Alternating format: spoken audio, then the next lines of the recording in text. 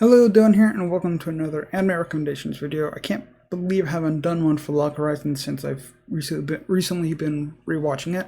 Anyway, here's a summary of the story in case some people don't know. With over 20 million players worldwide, Undertale is one of the hottest online RPGs. At least it used to be only a game, until the fateful day that tens of thousands of players became stuck in the virtual world, unable to log out. For those would-be knights, healers, and magicians, Undertale is no longer a hobby. It's a reality, complete with tasteless in-game food, revivals upon death, and boring NPC conversations, with no other options than to accept their fates. And the analytical Shiro, perverted and proud Natsugu, tiny and adorable Akatsuki, and other new friends must adjust to their new lives in Undertale, avoiding player killers and monsters along the way. Now, if you haven't heard about this anime, then that was probably because it came out at the wrong moment. You see, it was an isekai anime. It came out the year after SAO first started. After SAO became extremely popular, Log Horizon kind of ended up not being remembered as much. Not to discredit either, though, it was just really bad timing, with very similar anime being released at the same time. But of course, at the time, it just seemed easier to compare those two, because there was barely any video game isekai anime out there. They do stand apart from each other in different ways, though. Like SAO had everyone escape the game, while in Log Horizon they're still stuck in that game world.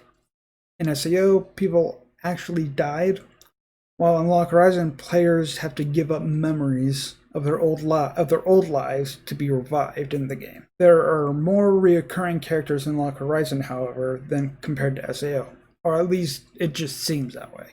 And when I'm talking about SAO, I'm just talking about like the first season, not the entire thing, just that first season. Well, but that's enough comparing them. Let's just talk about what each season is about without really spoiling it. The first season of the anime is more revolved around unifying the players, known as adventurers in the anime, and the NPCs, who are known as the people of the land. And the second season is more about explaining how that game world works and the changes that are now happening within it.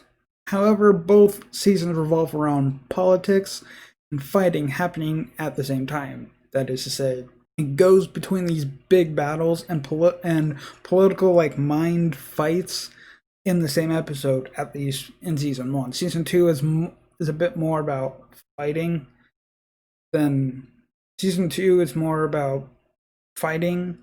There's not as much political fights in that one in season 2, but there is a bit, I think. There is also a new season coming in January 2021, about 5 to 6 years after the second season finished. So to say we were due for another one is an understatement. 2 more things. OP is a fucking banger. The first big movement in the anime started with a burger recipe. Trust me, that latter one will makes more sense than you think if you've watched it. And I do hope you check it out if you haven't. If you have seen it, then comment if you did and what you thought of it. If you enjoyed the video, then check out some of my other videos. Subscribe to join my positive anime guild. Hit that bell to be notified of videos, and I hope to see you return. See ya.